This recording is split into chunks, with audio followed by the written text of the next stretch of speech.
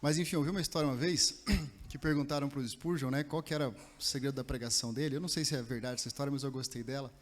E ele falou para a pessoa assim, vem aqui no próximo domingo que eu vou te mostrar. E daí, quando a pessoa chegou lá, ele mostrou que tinha uma igreja orando pela pregação dele.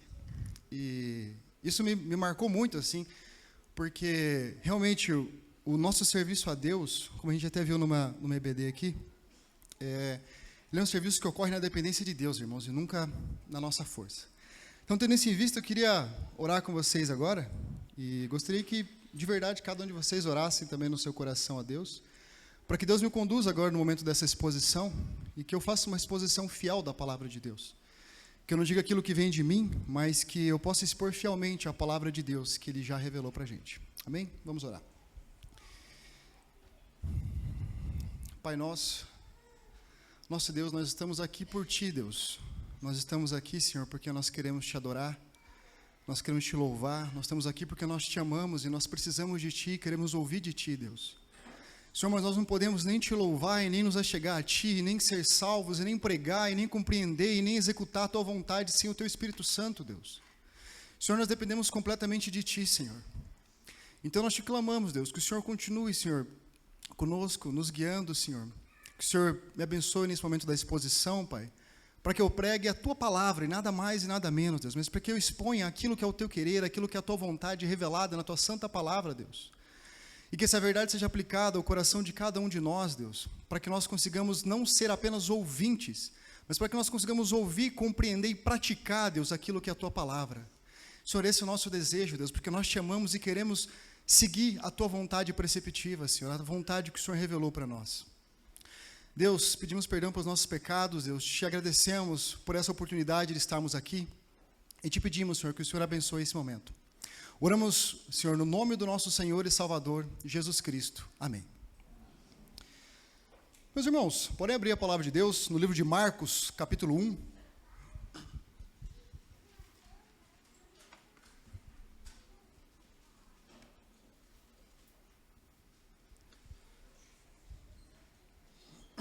Marcos, capítulo 1. Nós vamos ler do versículo 1 até o versículo 8.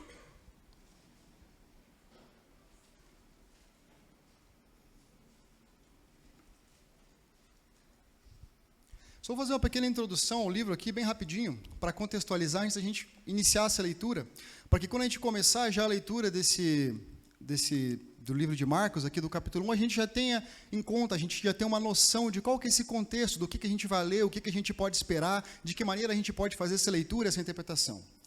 O livro de Marcos ele é um livro que foi escrito por volta de 40 a 65 depois de Cristo. Isso é muito próximo do tempo que Cristo havia morrido, porque se estima que Cristo morreu por volta do ano 30 depois de Cristo. Então, o livro foi escrito muito próximo ali de Cristo. Portanto, as pessoas que vivenciaram as experiências com Cristo, que testemunharam tudo o que aconteceu com Cristo, elas ainda estavam ali. Elas estavam certamente vivas ainda. E poderiam, então, aqui há uma validação externa, porque se não fosse verdade, o livro não teria sido tão bem aceito, reproduzido, copiado, e lido e preservado como é hoje. Esse é um livro que, quando você vai ler, se depois você tiver a oportunidade, leia na sua casa, se você fizer uma leitura rápida, vai parecer que tudo aconteceu no mesmo dia. O livro é muito objetivo, muito rápido, dá muita ênfase nas ações, dá a impressão que apareceu João Batista, anunciou, Jesus batizou, fez milagre, tirou um cochilo de 2 minutos e continuou fazendo milagre. É tudo muito rápido, é bem acelerado, o livro ele é muito objetivo. Quando a gente compara com os outros evangelhos, Mateus, Lucas, etc., a gente vê que o livro de Marcos ele tem essa peculiaridade, ele é muito objetivo, ele vai direto ao ponto e muitas vezes não detalha tanto. E essa é uma característica marcante do livro de Marcos também. Quanto ao estilo, o livro de Marcos é o que a gente pode chamar de uma biografia no estilo greco-romana, ou também conhecida como vida. E, portanto, como uma biografia, a peculiaridade da biografia greco-romana é que ela também apresenta filosofia moral, ela apresenta história, ela apresenta louvores, e não só a descrição, né, da obra e da vida da pessoa que está sendo biografada. Mas, como é essencialmente uma biografia também, a finalidade principal do livro é justamente apresentar a vida e a obra de alguém.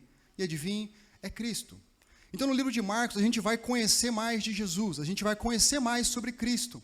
E há uma ênfase também bem peculiar em Jesus como servo, alguém que está sempre servindo, alguém que está sempre realizando, fazendo ações. Certo? Então, vamos fazer a leitura e daí a gente segue para a exposição. Marcos, capítulo 1, versículo 1.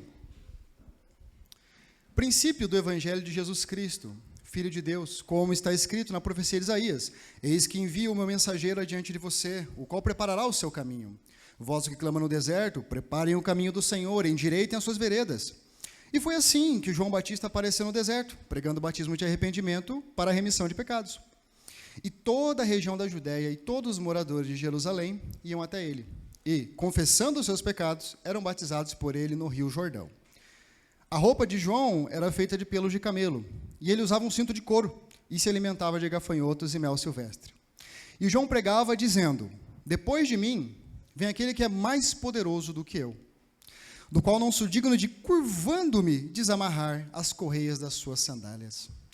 Eu batizei vocês com água, ele, porém, os batizará com o Espírito Santo. Amém? Meus irmãos, partindo aqui então, do versículo 1, fala ali, princípio do Evangelho de Jesus Cristo. E princípio é fácil a gente compreender, porque princípio ele sempre remete ao começo, a como alguma coisa começou. E é o começo de quê, exatamente, que Marcos quer contar para a gente? É o começo justamente do Evangelho. O princípio é o começo do Evangelho que Marcos quer contar para a gente. Mas será que a gente sabe realmente o que significa Evangelho? O que é esse Evangelho que Marcos quer contar para a gente e como começou? Existem alguns sentidos diferentes de Evangelho. Hoje em dia a gente usa Evangelho, por exemplo, para se referir aos livros, Marcos, Mateus, Lucas, João. A gente usa Evangelho para se referir a eles. Vou ler o Evangelho de Marcos, vou ler o Evangelho de João, vou ler o Evangelho. Mas naquela época não era assim. Esse termo, colocando Evangelho como designando um livro, era algo que não existia naquele período, até porque eles estavam ainda sendo escritos. Isso surgiu já depois do século II. Então, não é esse o sentido que Marcos diz aqui, quando ele fala que vai contar do princípio do Evangelho. Então, Marcos não está dizendo necessariamente que ele, é assim que começa o meu livro. Não é exatamente isso. Esse termo Evangelho, ele também era utilizado no contexto romano, o Bruno até falou sobre isso hoje, mas ele era utilizado no meio romano para se referir a vitórias militares, a nascimento de imperadores, a paz romana. Portanto, imagine que o Brasil está em guerra e ele sai vitorioso.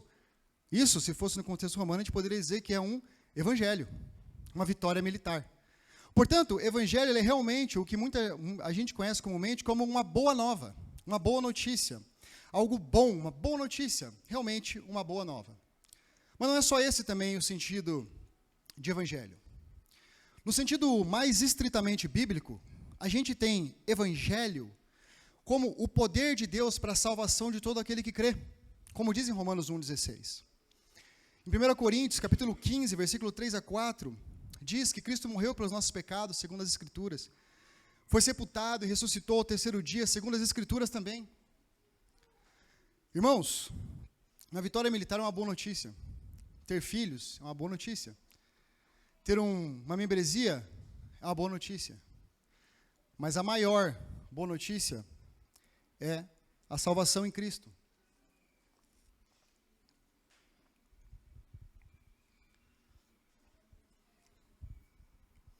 E esse é o sentido estritamente bíblico de evangelho. É aquele meio por qual nós podemos ser salvos. Todos nós merecemos a condenação eterna. Todos nós merecemos ir para o inferno. Mas Deus, ele se fez carne e morreu pelos nossos pecados. Pagou no nosso lugar para nos dar a salvação gratuita. Isso nós recebemos com fé e arrependimento. Esse é o maior evangelho que tem. É o evangelho de Jesus Cristo. Mas a que evangelho, então, desses todos que nós vimos, que Marcos está se referindo aqui? Quando Marcos usa aqui evangelho, Marcos está se referindo a uma boa notícia. E a boa notícia é sobre Jesus Cristo. Porque a partir do versículo 2, Marcos vai dizer que essa notícia, essa boa notícia, se deu conforme estava escrito na profecia de Isaías. E essas profecias, como nós vamos ver, elas falam de um anúncio, de uma mensagem da vinda de Deus. E Jesus é Deus. Portanto, aqui Marcos está querendo nos contar como começou a boa notícia, o anúncio da boa notícia sobre Jesus. Até a NTLH, ele traz justamente essa tradução, né, de que é a boa notícia acerca de Jesus. Mas o versículo 1 também nos diz outras coisas. Nos traz, por exemplo, Jesus Cristo. E às vezes a gente pode olhar para Cristo como se fosse simplesmente um sobrenome de Jesus. Jesus Cristo, como se fosse Rony Fischer ou algum nome e sobrenome de vocês. Mas Cristo é mais do que só um sobrenome. Cristo é uma transliteração do grego Christos, que significa ungido. E as pessoas que eram ungidas, no Antigo Testamento especialmente, eram os reis e os sacerdotes, separados por serviço de Deus. Portanto, aqui logo no versículo 1, a gente consegue ver que esse Jesus, que ele vai contar como começou a ser falado sobre ele, é alguém que foi separado para o serviço de Deus. E Marcos continua falando ainda que esse Jesus, ele é filho de Deus. Princípio do Evangelho de Jesus Cristo, filho de Deus. E como nós vimos hoje na EBD mais cedo com o Bruno, no período romano, havia imperadores que até mesmo se diziam deuses. E no nome deles, muitas vezes, era trazido Filho de Deus. Eles se denominavam assim e atribuíam para si divindade. Mas aqui Marcos vem dizer que, na verdade, o Filho de Deus é Jesus Cristo. O verdadeiro Filho de Deus é Jesus Cristo, não o imperador. E como Filho de Deus, Jesus atrai para si divindade. É isso que Marcos coloca aqui. Jesus é divino porque ele é Filho de Deus. Já ouviram aquele ditado, filho de peixe, peixinho é? Minha esposa está grávida e logo mais, com a graça de Deus, virá nosso filho, bebezinho para nascer. E adivinha o que vem? Vem um ser humano, porque é filho de 2 seres humanos. E Jesus é Filho de Deus. Isso então denota a divindade de Jesus. Jesus é Deus, porque a palavra também apresenta aqui ele como Filho de Deus, a mesma natureza de Deus. E não precisa criar heresia na sua cabeça, porque talvez agora você pense, né? Espera aí, se o Filho de Deus é Deus, eu sou filho de Deus? Não, irmão, sem heresia. Porque Jesus é Deus por natureza, mas nós não somos filhos de Deus por natureza. A palavra de Deus nos diz, em Efésios capítulo 2, versículo 3, que éramos por natureza filhos da ira, como também os demais. Portanto, nós não somos naturalmente filhos de Deus. Nós não temos naturalmente a divindade, nem teremos a natureza divina. Isso é algo exclusivo de Jesus Cristo. Então, como que nós somos feitos filhos? Nós somos feitos filhos como nos diz em Efésios 1:5. Nós somos adotados como seus filhos por meio de Jesus Cristo. Também Romanos 8:15 fala do espírito de adoção por meio do qual clamamos Abba Pai. Então, nós chamamos Deus de Pai, não porque nós somos naturalmente filhos, mas porque nós somos adotados por Deus em Cristo Jesus. Certo? Então, a partir do versículo 2, começa a dizer que esse anúncio acerca de Jesus, ele se deu exatamente como previsto. O começo desse anúncio sobre Jesus, ele se deu como está escrito na profecia de Isaías. Exatamente como estava previsto. Irmãos, não foi de uma maneira diferente, foi do jeito que Deus previu. O anúncio acerca de Jesus precisaria se dar da maneira que foi previsto que deveria começar. E foi exatamente assim que aconteceu. Isso é um descanso para nós também. Porque aqui nós podemos ver claramente que Deus cumpre as suas promessas. Pode parecer algo pequeno. Deus disse que ia começar assim, mudou um pouquinho, mas começou parecido. Não. Deus disse que ia começar de determinada forma. E começou, como diz o versículo 2, como está escrito na profecia de Isaías. Não foi diferente.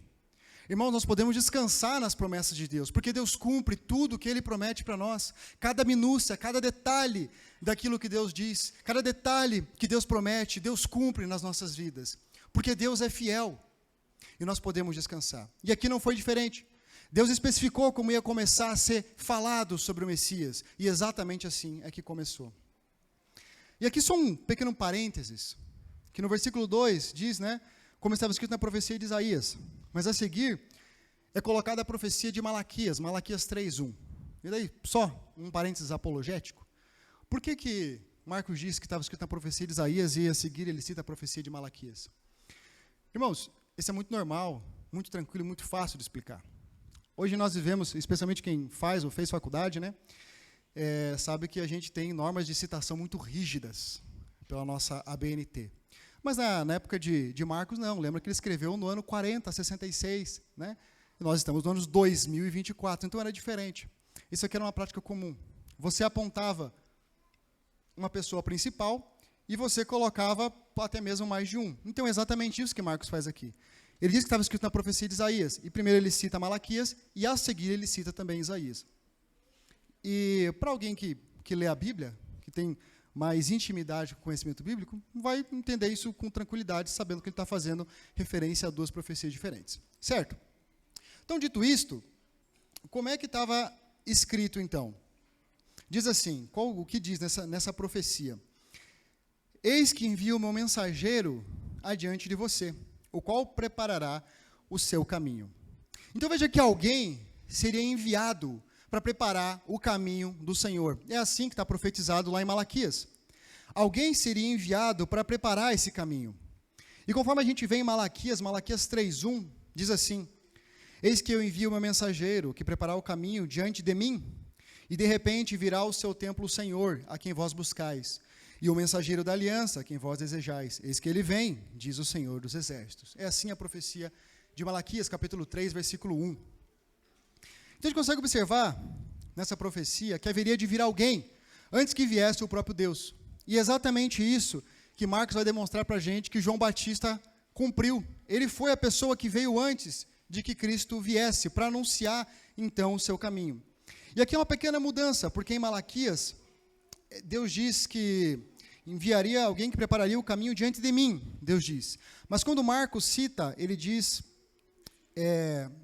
preparará o caminho diante de ti. Mas ele faz isso para aplicar a Jesus, porque Jesus é divino. Então esse caminho vai ser preparado, que foi prometido que seria preparado diante de Deus, Marcos diz que vai ser preparado diante de Jesus. Por quê? Porque Jesus é Deus. E Marcos traz mais uma vez essa clareza para a gente de que Jesus é Deus. Certo? No versículo 3, Marcos então faz a citação de Isaías, dizendo: uma voz clama no deserto, preparem o caminho do Senhor. No ermo, façam uma estrada reta para o nosso Deus. Portanto, mais uma vez aqui, há uma profecia falando de que o caminho seria preparado. E que esse caminho seria preparado no deserto. É bem semelhante à profecia que nós vimos de Malaquias 3. E até na EBD a gente fez essa pergunta hoje sobre o João Batista, né? Porque justamente João Batista, ele vem cumprindo isso, ele vem do deserto, ele vem pregando. E a gente vai ver mais profecias ainda que Malaquias, que João Batista cumpre. E continua então no versículo 4, agora demonstrando o cumprimento dessa profecia. No versículo 2 e 3, aponta-se a profecia que haveria de ser cumprida. E a partir do versículo 4, a gente tem a demonstração de que essa profecia ela é cumprida. Diz assim: e foi assim que João Batista apareceu no deserto, pregando o batismo de arrependimento para perdão de pecados. E toda a região da Judéia e todos os moradores de Jerusalém iam até ele. E, confessando os seus pecados, eram batizados por ele no Rio Jordão. Então, reparem nesse paralelismo do versículo 2 e 3 com o versículo 4 e 5. Primeiro, a gente tem a profecia que deveria ser cumprida, e a seguir, o modo como essa profecia foi cumprida. Portanto, a profecia dizia que um mensageiro havia de ser enviado, e no versículo 4 diz que justamente apareceu João Batista, batizando no deserto e pregando o batismo de arrependimento. Certo? Então foi assim que João Batista cumpriu essa profecia. Especificamente, a pregação é justamente esse anúncio, é falar, é anunciar, é contar. E foi isso que o João Batista apareceu fazendo, anunciando. E anunciando o quê? Um batismo de arrependimento para perdão de pecados. O que é o batismo? O batismo é justamente a imersão, né? Do grego é justamente esse o sentido. É o batismo, essa aqui é a passagem que os batistas gostam, né? Do batismo, que é realmente a imersão. E o batismo de arrependimento é aquele batismo que é caracterizado pelo arrependimento. É o batismo que é oriundo daquela pessoa que já se arrependeu. Não é batizar para depois se arrepender, mas é batizar porque você já é arrependido. Esse é o batismo que o João veio pregando. Um batismo característico daquela pessoa que já é arrependida. Mas o que é arrependimento? Arrependimento, do grego, metanoia, é justamente a transformação, mudança. Mas transformação, mudança do quê? Da nossa mente, da nossa mentalidade. o arrependimento ele é uma mudança da nossa mentalidade como um todo. Nós não nascemos arrependidos. Nós antes achávamos que determinada coisa não era pecado. Mas depois a gente entendeu, pera, isso aqui é pecado. Antes a gente achava que a gente podia ser salvo por obras, ou achava que Deus nem existia. Agora a gente sabe que Deus existe, que a gente não pode ser salvo por obras. Antes a gente achava que o padrão de moralidade era o que a gente pensa. Agora a gente sabe que o padrão de moral é Deus, e é o que Deus dita. Isso é arrependimento. Arrependimento é essa transformação da nossa mente, que muda nossos parâmetros, que muda os nossos padrões, que muda a nossa base de pensamento, que muda o nosso padrão de certo ou errado. Arrependimento é essa transformação da nossa mente, é nível mental que ocorre isso. Portanto, o que João Batista estava pregando é, olha, esse batismo aqui é para aquele que entendeu que é pecador, que precisa de Cristo, que não quer mais viver em pecado. E aqui é interessante porque não é batismo para perdão de pecados. Isso não é bíblico. Não diz batismo para perdão de pecados, mas sim batismo de arrependimento para perdão de pecados. É o arrependimento que é para perdão de pecados. Isso nos mostra, irmãos, que o arrependimento, ele é essencial para a nossa salvação. Não existe salvação sem arrependimento. Muitas vezes a gente pode ver pessoas que elas dizem que creem em Deus, mas elas não entendem o seu pecado, elas não entendem a maldade dos seus pecados, elas não entendem que elas precisam ser santas. Essas pessoas não se arrependeram e, portanto, elas não foram salvas e estão indo para o inferno. A gente precisa compreender, irmãos, que a salvação, ela exige fé e arrependimento. Não existe arrependimento sem fé. Impossível. Bem como não existe fé sem arrependimento. Fé sem arrependimento, arrependimento sem fé, isso não existe. Fé e arrependimento são duas faces da mesma moeda. Nós precisamos das duas, sempre. Não tem como haver uma sem haver outra. Então, talvez se você está aqui hoje e você acha que você pode ser salvo por causa do teu esforço, da tua dedicação. Você pode não ser perfeito, mas você tenta, sabe? Você faz por onde você pensa. Ou talvez você pensa que você é uma pessoa boa, que merece a salvação. Você é esforçado, você paga as suas contas direito, você não trai sua esposa, você cuida bem dos seus filhos. Sinto lhe dizer, mas você está indo para o inferno. Se arrependa. Entenda que você não pode ser salvo pelas suas obras. E você não pode ser salvo pelo seu esforço. Não tem como. Você só pode ser salvo por Cristo. Talvez você ache, então, que você foi salvo pela graça, gratuitamente. Mas uma vez que você foi salvo pela graça, você mantém a tua salvação pelo esforço ou pelas obras. Sabe aquela história? No batismo, seus pecados foram lavados, mas daqui para frente é contigo? Se você pensa assim, você também está indo para o inferno. Porque você não confia em Cristo. Se arrependa. Entenda que você precisa de Cristo para a tua salvação. Talvez você pense que a salvação é pela graça, que não depende do seu esforço, não depende nem mesmo das suas obras. Mas você não quer abandonar o pecado. Para você, pecar está tudo bem. Não dá nada. Não faz mal pecar. Talvez você pense mesmo que a salvação é pela graça, e você está certo. A salvação é pela graça, por meio da fé.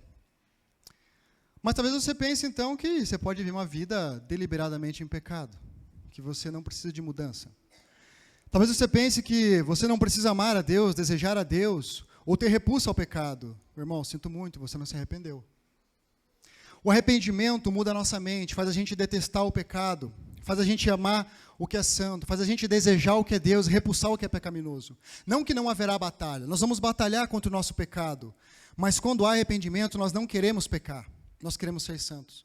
Quando há arrependimento, nós não queremos viver no pecado, nós queremos buscar a Deus, nós sentimos sede de Deus, nós desejamos a Deus. Portanto, se você está aqui e você percebeu que não é arrependido, se arrependa. Ainda há tempo. Mude a sua mentalidade. Busque a Deus, deseje a Deus. Entenda que a salvação é pela graça, somente por causa de Cristo Jesus, não por causa das suas obras, nem mesmo por causa da sua fé ou do seu arrependimento. Esse é o meio para você receber a salvação gratuita de Deus, por causa do sacrifício que Cristo fez pelos seus eleitos. Agora, se você é cristão, isso também é interessante lembrar. Porque o arrependimento não é só para quem... O arrependimento não é só para aquelas pessoas que... Não é só num primeiro momento, mas é para a vida cristã como um todo. Toda a vida cristã exige arrependimento, o cristão deve estar em constante arrependimento. Nós sempre temos coisas que precisam ser consertadas na nossa vida, coisas que precisam ser adaptadas, pensamentos que precisam ser levados cativos a Cristo. Portanto, irmãos, que todos nós possamos também nos arrepender. Certo? Então, continuando. Um ponto interessante também é que esse arrependimento para a remissão de pecados, esse terminho para ali no grego is, ele indica que o arrependimento, ele realmente coloca você dentro do perdão de pecados. Então, quando há arrependimento, certamente há perdão de pecados. É certo, é certeza que haverá perdão de pecados quando há arrependimento. Amém? Versículo 5, então, continua dizendo: e toda a região da Judéia e todos os moradores de Jerusalém iam até ele, e confessando os seus pecados, eram batizados por ele no Rio Jordão.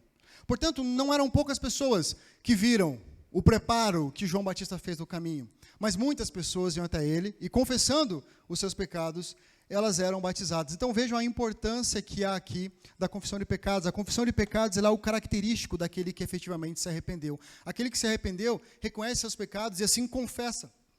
E assim confessa eles a Deus. Certo? E o caminho é efetivamente preparado, porque muitas pessoas viram João Batista, então, preparando esse caminho para o Senhor.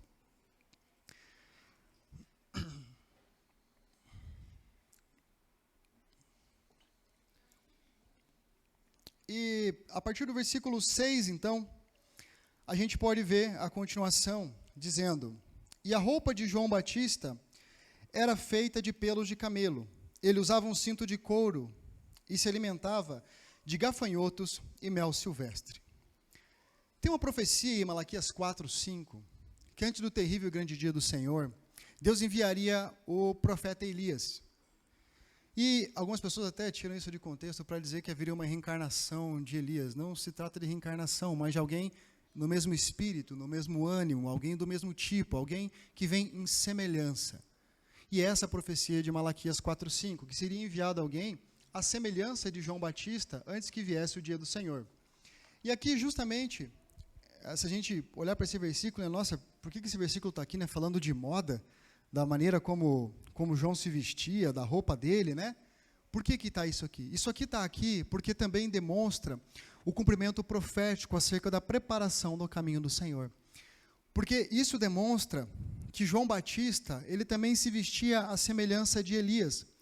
Porque Elias também usava roupa de pelos e cinto de couro, conforme dizem em 2 Reis, capítulo 1, versículo 8. E assim, Marcos então demonstra que João Batista vem cumprindo isso, de modo semelhante a Elias. João Batista vem no mesmo espírito, no mesmo ânimo. João Batista vem à semelhança de Elias.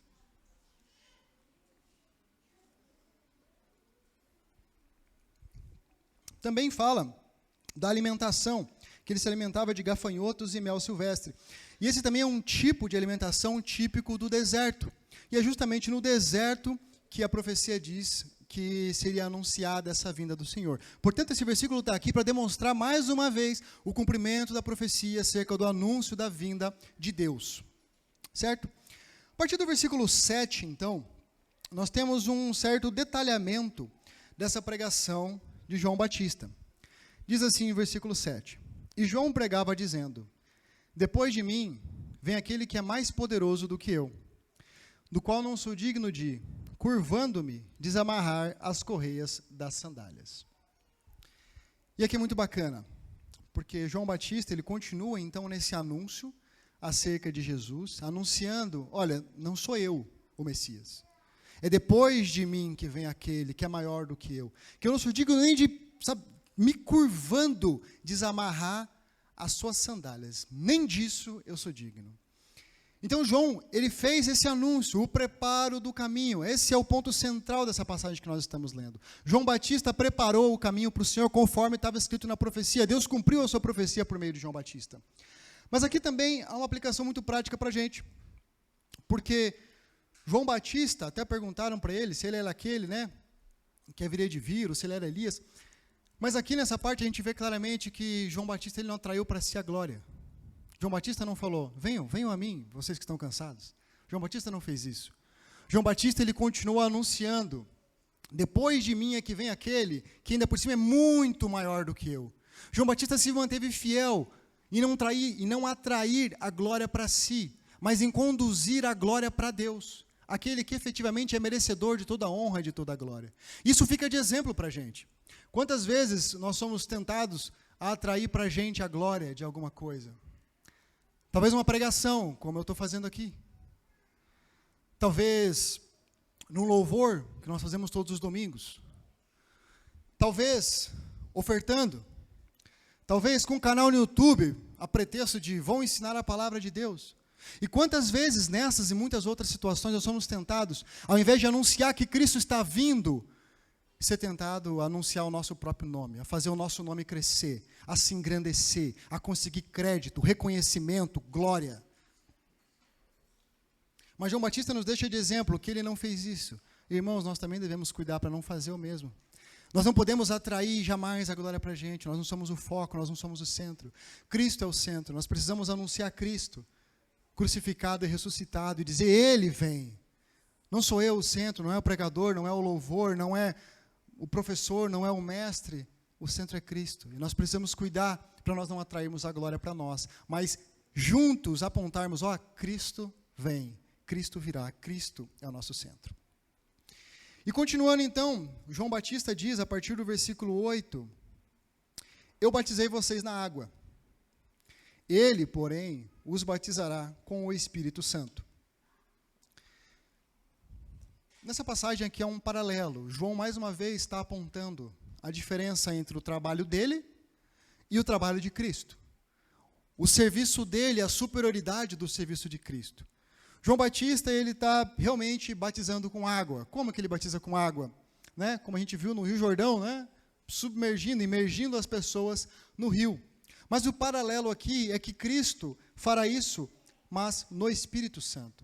E aqui é muito interessante, porque às vezes na tradução bíblica pode estar diferente. Pode estar diferente, dizendo que eu batizo vocês na água, ele, porém, os batizará com o Espírito Santo. Mas o termo com aqui é o mesmo. Eu batizo vocês na água, ou com a água, e ele vos batizará no Espírito Santo, ou com o Espírito Santo. Ou seja, da mesma maneira como João batiza com água, Cristo batiza com o Espírito Santo. João Batista batiza as pessoas com água, imergindo as pessoas na água. Cristo vem batizando as pessoas, figurativamente imergindo elas no Espírito Santo. Quando nós somos imersos na água, nós ficamos circundados de água, cheio de água, rodeado de água. E Cristo nos faz isso conosco no Espírito Santo, nos enche do Espírito Santo, nos coloca no Espírito Santo.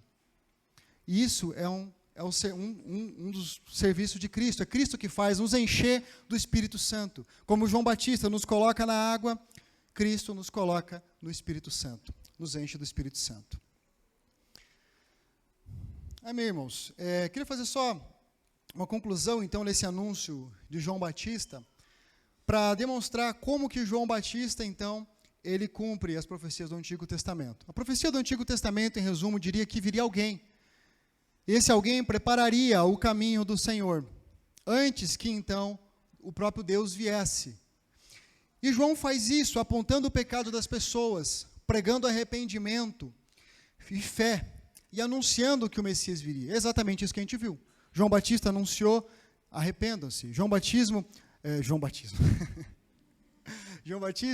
anunciou fé. João Batista anunciou a vinda do Messias muito superior a ele, sem atrair a glória para si mesmo, mas conduzindo a glória para Cristo. E é assim que João Batista, é assim que Deus, por meio de João Batista, cumpriu a profecia do Antigo Testamento. Certo? Mas eu gostaria de rememorar algumas aplicações com vocês, porque a palavra de Deus, ela é transformadora, e ela tem que ser. A palavra de Deus a gente não lê simplesmente para ter um conhecimento, para saber só, para debater com alguém, ganhar um debate, numa discussão, para acumular intelecto. Não, a palavra de Deus nos é dada para que nós possamos agradar a Deus. Portanto, a nossa vida precisa ser transformada pela palavra.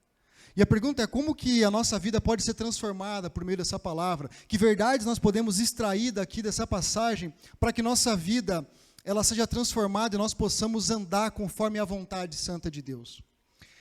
Em primeiro lugar, eu vou rememorando que alguns pontos eu já citei, mas esse texto ele mostra claramente que Jesus é Deus.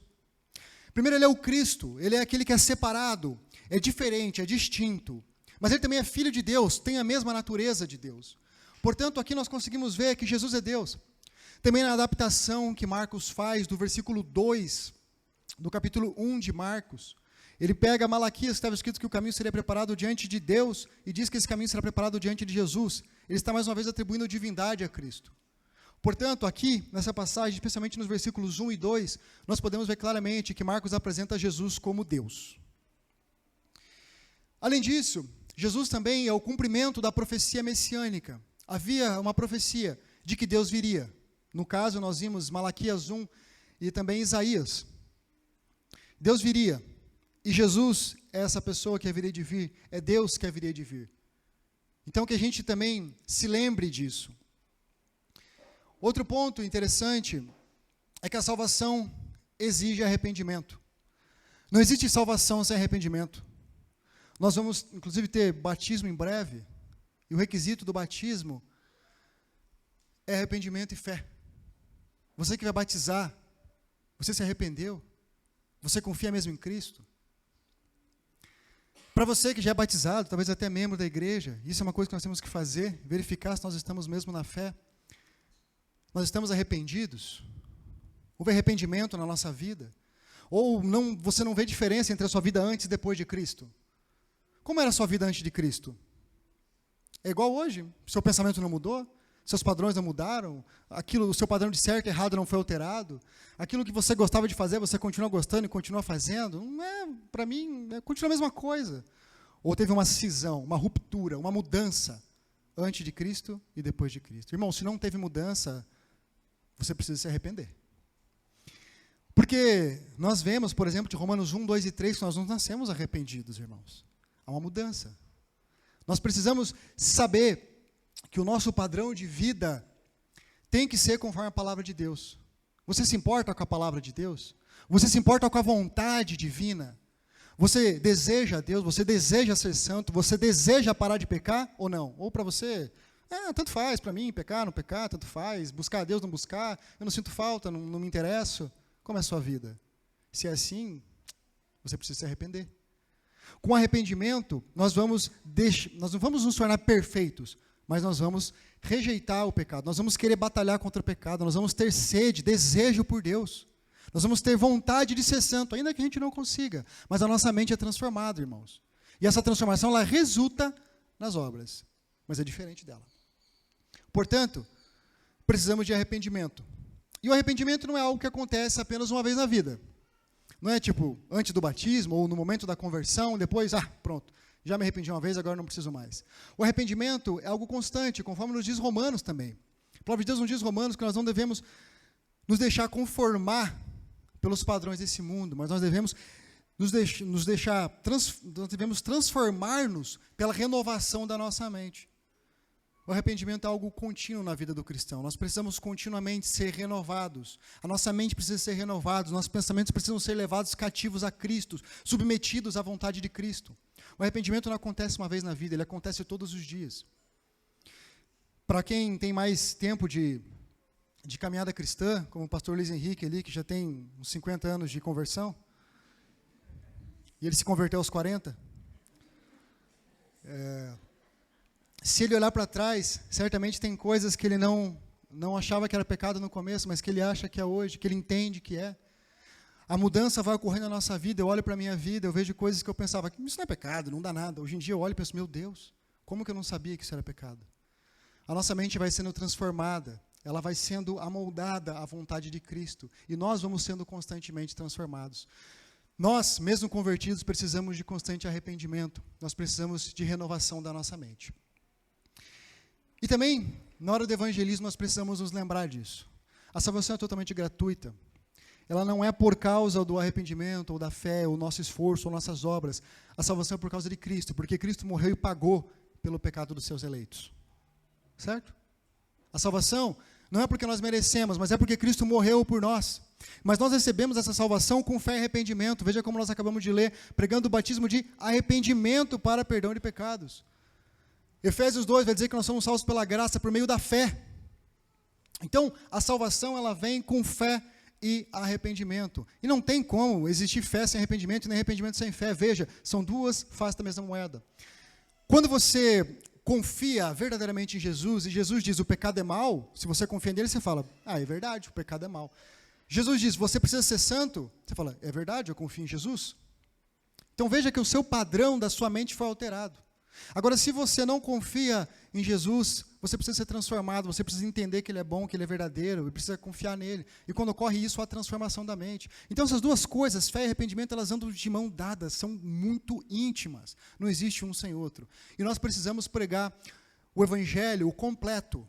O Evangelho pela graça, recebido com fé e arrependimento, confiança e transformação da mente. Tá? Isso vai, sim, resultar nas boas obras, as quais, ou seja, as boas obras, nós não fazemos para obter salvação. Nós fazemos as boas obras porque a nossa mente foi transformada, porque nós sabemos que é bom, porque nós amamos a Deus, porque nós queremos agradar a Deus. As boas obras são fruto da salvação. E nós devemos nos lembrar isso no momento do evangelismo também, e constantemente nas nossas vidas devemos relembrar isso. Por fim, uma última aplicação, uma quarta aplicação, que a gente consegue extrair daqui também, é que nós devemos cuidar para não atrair a glória para nós. Nós não somos o centro, e nós não devemos receber a glória, irmãos. A glória deve ser direcionada a Deus, sempre direcionada a Deus. João Batista, ele não atraiu para si a glória. Imagina que barbaridade, que terrível coisa seria se João Batista tivesse feito isso. Não haveria o cumprimento da profecia, porque ele não apontaria e não prepararia o caminho. E nós precisamos, da mesma maneira, não atrair a glória para nós, mas sempre apontar para Cristo. Apontar para a salvação em Cristo, a santificação em Cristo, a glória de Cristo, a vinda de Cristo. Precisamos ter como centro Deus e não a nós mesmos. E devemos cuidar do nosso coração, porque o nosso coração é sim pecaminoso. E ele pode muitas vezes nos enganar e querer conduzir a gente a fazer coisas para a nossa própria glória, para a nossa exaltação, para o crescimento e edificação do nosso próprio nome. E isso é terrível. Ainda mais se a gente pensar no contexto do Evangelho, usar o Evangelho para o crescimento próprio, para a edificação do próprio nome, devemos ter muito cuidado com isso. Para que a gente, ao exemplo de João Batista, e conforme a palavra de Deus nos ensina, devemos conduzir, então, a glória a Deus. Amém, irmãos? Então, em resumo, Jesus é Deus, Jesus é o cumprimento da profecia messiânica, a salvação exige arrependimento e fé, e nós devemos buscar a glória de Deus e não a nossa. Vamos orar? Pai, nós te louvamos, Senhor, te agradecemos por esse momento, te agradecemos pela tua palavra que o Senhor nos deixou, Senhor. Muito obrigado, meu Deus, muito obrigado por nos deixar tantas verdades maravilhosas, obrigado por nos ensinar, obrigado, Senhor, porque tu és fiel e tu cumpre as tuas promessas, tu cumpre a tua palavra. Obrigado, Deus, por ter se feito carne, Deus, e se entregado em nosso lugar para a nossa salvação. Obrigado por tudo, meu Deus. Senhor, nós te rogamos que o Senhor conduza a nós todos, Pai, cada dia mais em arrependimento. E que o Senhor sonde nossos corações, Deus. Veja os caminhos maus que há em nosso coração, Deus. E que o Senhor limpe esses caminhos maus de nós, Deus. Que o Senhor não nos deixe, Senhor, vivenciar esse caminho mau que há em nós. Mas que o Senhor nos purifique disso, Deus. Para que nós possamos viver para a sua glória, Senhor. Pai, nós te pedimos que o Senhor nos santifique, que o Senhor nos conduza em santidade, em amor. Te pedimos que o Senhor nos coloque mais amor por Ti, Deus, porque nós precisamos de Ti, nós queremos Te amar, Deus, e Te amamos tão pouco, Senhor, perto do que nós deveríamos. Deus, nós Te louvamos por esse momento e pedimos, Pai, para que essas palavras que nós vimos, Deus, em tudo aquilo que for exposição da Tua palavra, em tudo aquilo que for bíblico, em tudo aquilo que for conforme o Teu querer, a Tua vontade, Deus, que a gente não saia daqui como um mero ouvinte, Deus, mas que nós saímos daqui com prática, que nós saímos daqui, Deus, com convicção de quem Cristo é, com convicção de que o Senhor é fiel, com convicção de arrependimento e com arrependimento, e que nós saímos daqui, Senhor, prontos a levar a glória a Ti, Senhor, e não a nós. Senhor, tem misericórdia de nós e nos conduz nos Teus caminhos, Deus, porque nós somos Teus filhos e carecemos de Ti, Deus. Oramos no nome do Senhor Jesus Cristo, nosso Senhor e Salvador. Amém.